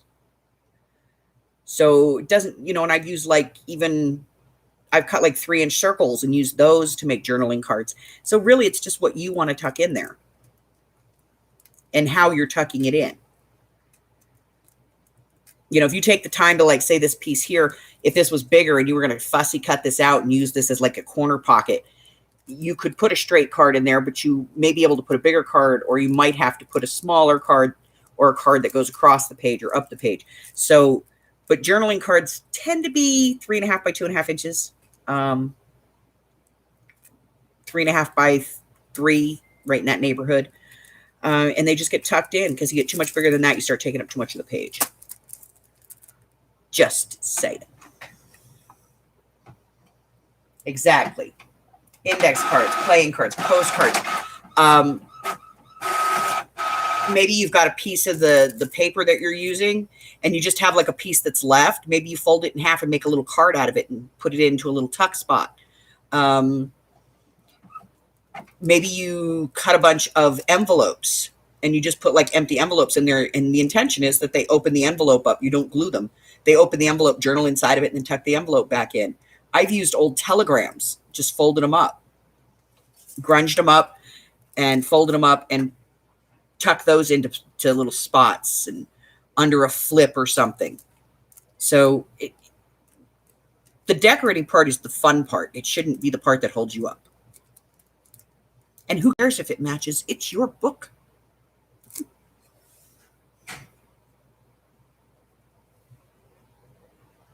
Yes, tags and things like that are considered journaling cards. If it can be written on, it's considered journaling card.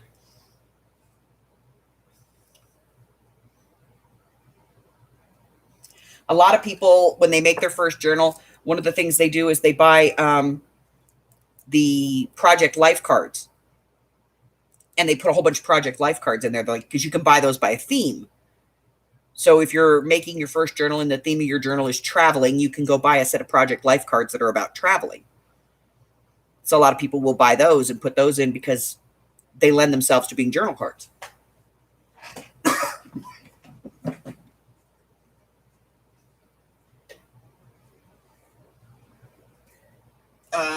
Let's see. Ooh, come out of there.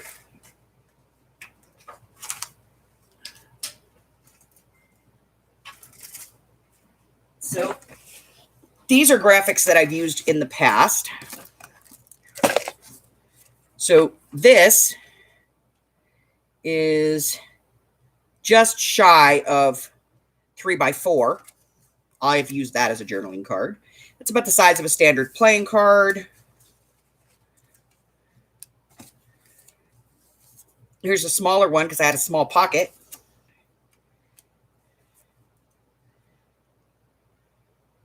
This one's 2.5x3.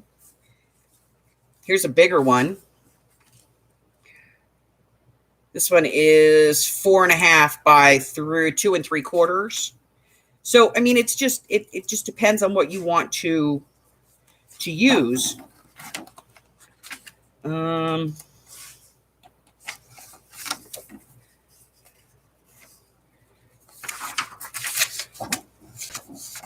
Those are pretty standard sized. There's little postcards. Like I said, an envelope. I cut this part off and just cut out this part and fold it up, just shove it in there. That can be used.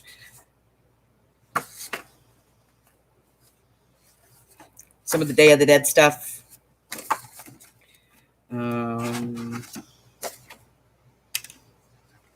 These are some of my favorite journaling cards. And let me show you. There's some in here that are huge. I use that as a journaling card. I cut that out and inked it up. I backed it and I put it in there. It was a journaling card. And that's huge. It's like 4x6. So I've used these as journaling cards. So it just really depends on what you want to put in your book. What have I got in here? Oh, I got fairy postcards. There's some cool stuff back in here. I haven't been in this file in a while.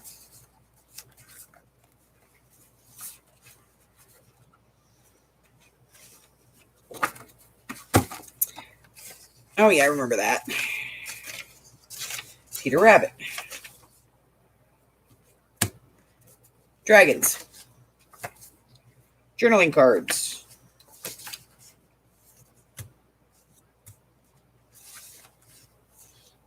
Postcards. This one, I did a small journal, so I used really small journaling cards. I did little miniature tarot cards in it.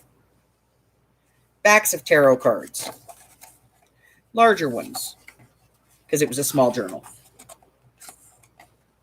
I think it was only like 5 inches tall. So I used smaller journaling cards in it.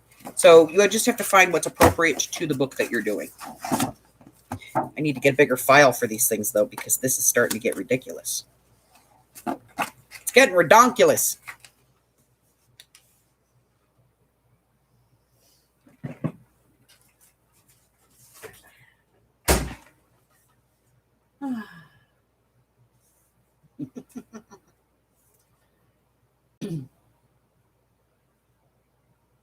Yep, just something that has some kind of picture in the front. You don't even have to have a picture in the front if you don't want to.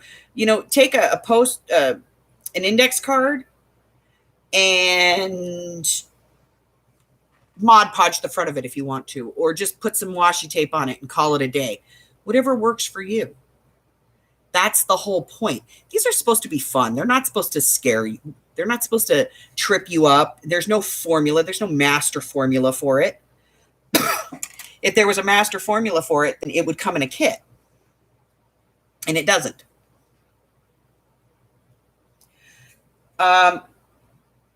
So you can print them at home if you have a decent printer, okay?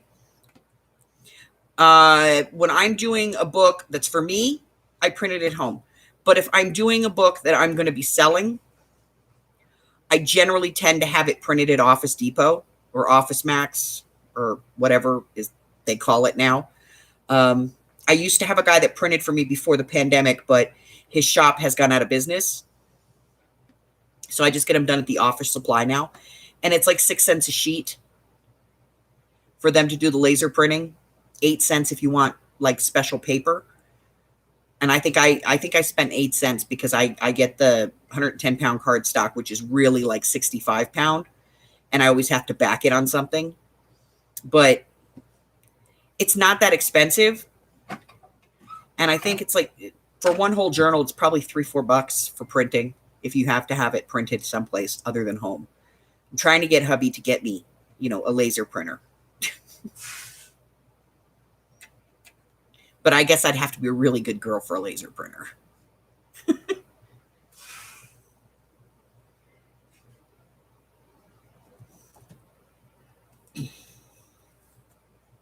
He'll get it for me eventually. I just have to be nice enough for a while. Not hurt anybody, not kill anybody, not punch anybody in the face. Behave myself.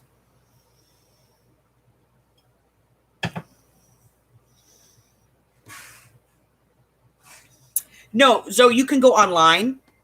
What I found is take your images and drop them on a Word document, or you can put them on the cloud, on like Google Drive, or on the cloud if you want to, and then just put it in a file, all the images that you want printed, and then just go on to the Office Depot, Office Max, whatever it is, website, and they have go under services, go to their printing. It'll let you upload the file to them directly. And they have it printed for you. Usually, if it's during the day, they'll usually have it printed within 2 hours or so. But if you put it in at night, they usually have it first thing in the morning. Because they'll do it after they close at night. They'll run a bunch of printing jobs. So they'll have it first thing in the morning. And you just go and pick it up. You can even pay for it online. So wherever your local store is.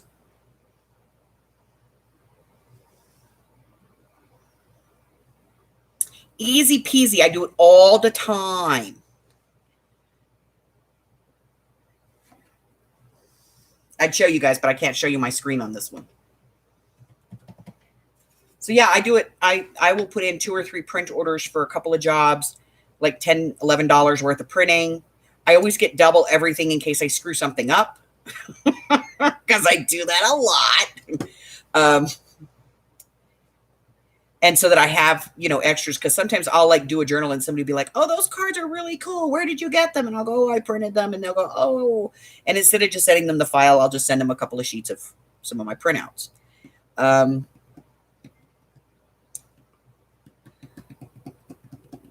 then I just like send them to the printer 2 or 3 jobs at a time. And then I just go pick them all up. And my print place, my local Office Depot hates me because I argue with them all the time. And sometimes they screw up and they give you the extra copies.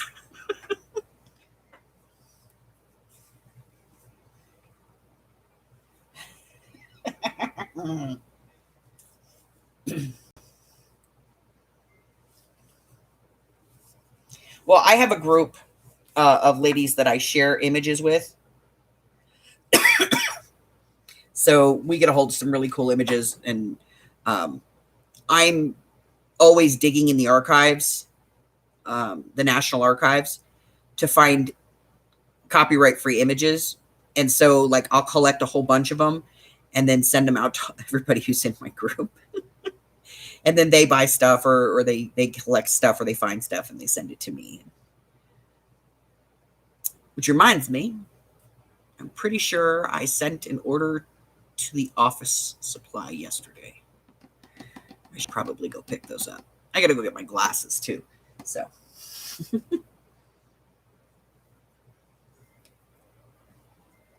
I have to get my new glasses because my old eyes need new glasses.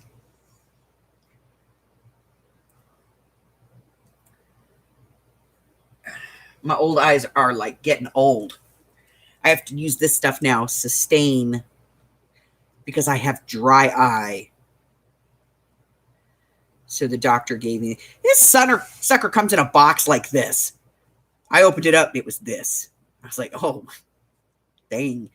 It's 1/3 of an ounce. I'm like, dang. Yes, prescriptions. Bifocals. I actually have bifocals because I can't see far away and I can't see close up. Everything in the middle's okay. Which is really fun when I get like new shampoo. I get in the shower because I always forget to like write a letter like or an X or something on one of the bottles. And if they're exactly the same, then I stand in the shower going, trying to get it to focus so I can figure out if it's the shampoo or conditioner.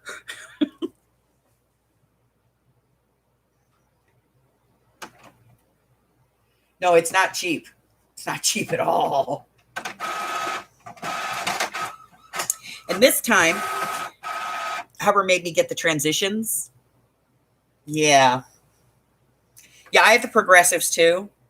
My last pair of glasses, I got Bebe frames. The frames cost more than the lenses did. But he made me get transitions this time because really bright sun hurts my eyes because I have the dry eye. And so he made me get transitions so that they go, because I always forget to put my sunglasses on. And he's like, son of a. So he made me get transitions. It's like, nope, you're getting transitions this time. Progressive bifocals and, transitions. And I'm old.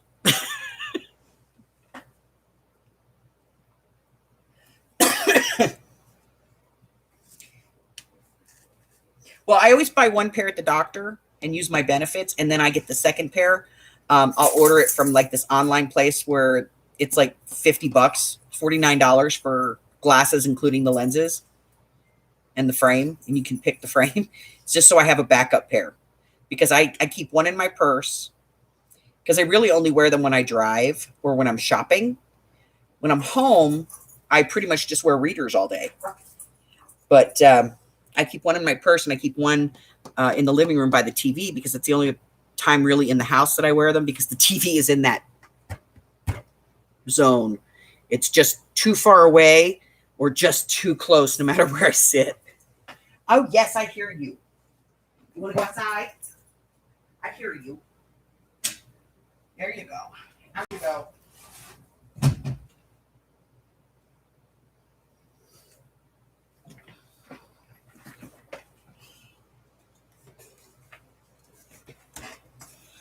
Oh.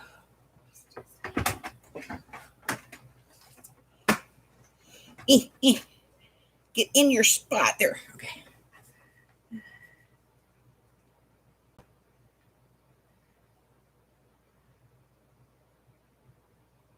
Zoe's back.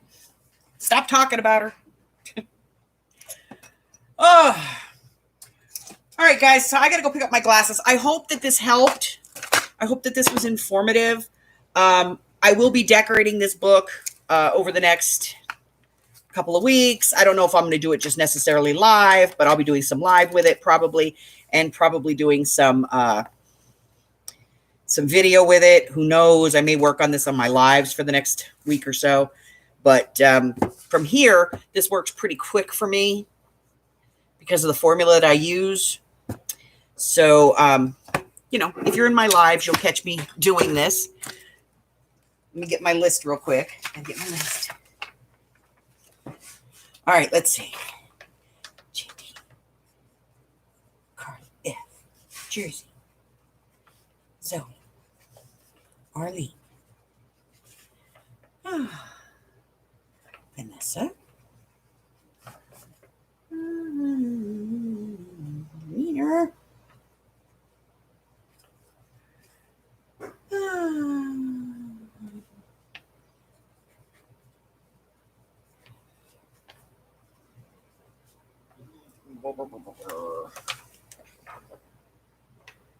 okay. Make sure I got everybody. I've been writing everybody down, so don't think that I'm ignoring anybody. I'm not. Ooh, I forgot Steffi.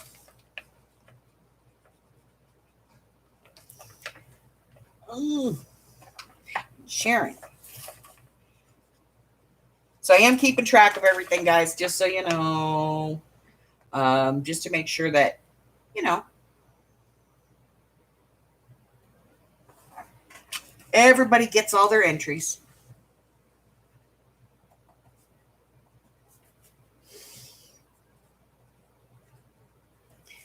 Because we're going to blow Hello Kitty up soon.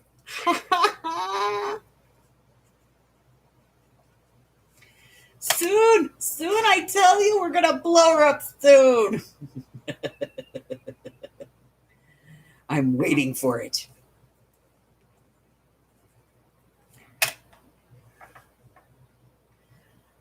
All right.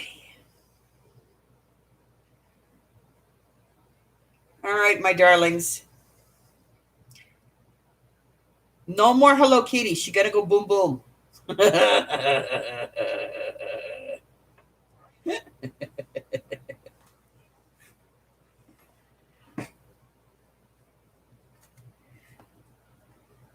Hello there, Kitty.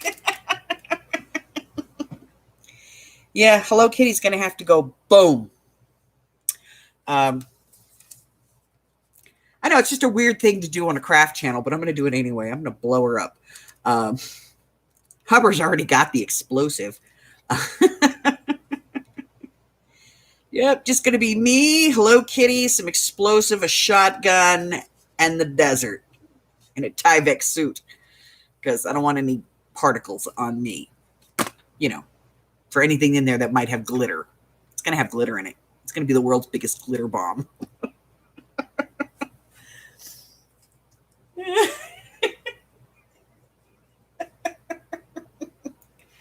Oh no! I'm gonna get a pinata. I'm gonna get a big old Hello Kitty pinata, and we'll fill it up with stuff and explosives and glitter and biodegradable glitter because I wouldn't use anything else. So mica powder, really, biodegradable glitter, and we're gonna put it about 100 yards from me, and Hubbard's gonna film. And if I can do it live on StreamYard, I'll do it live on StreamYard. I'm going to blow Hello Kitty up.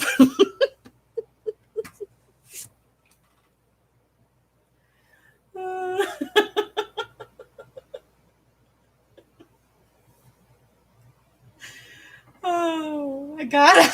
I just gotta.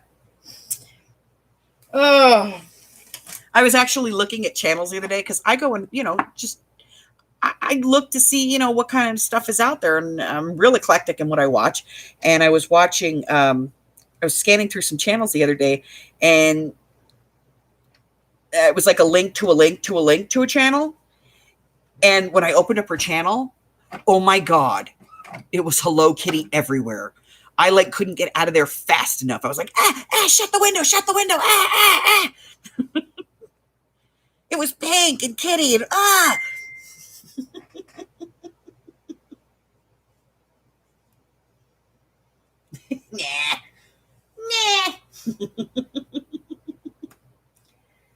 Nah, people blow stuff up on YouTube all the time. They can't say nothing to me if I want to blow it up. What is the deal? Why are you dinging at me? Okay. All right. So I'm going to wake up the Hubbard. We're going to go get our glasses. Yeah, don't care about that. Nope, don't care about that. Don't care about that. Okay. precious moments can't stand it. All right, guys, listen, if there's somebody in the chat box that you don't know, go ahead and highlight their name, put it in the top of the box up there, and go over to their channel and like them, subscribe, do the thing. And if you're new here, thank you so much for stopping in. If you're lurking, we love you. Hello, lurkers. But if you're new here, do me a favor, go ahead and hit that red button for me, subscribe, like me, ring my bell, and share me with all of your friends. And then your friends can be my friends, and my friends can be your friends, and our friends can get to be friends. And before you know it, we have a great, big, huge, crafty community. Until I see you again, do me one quick favor. Stay safe, okay? I love you guys. Bye-bye.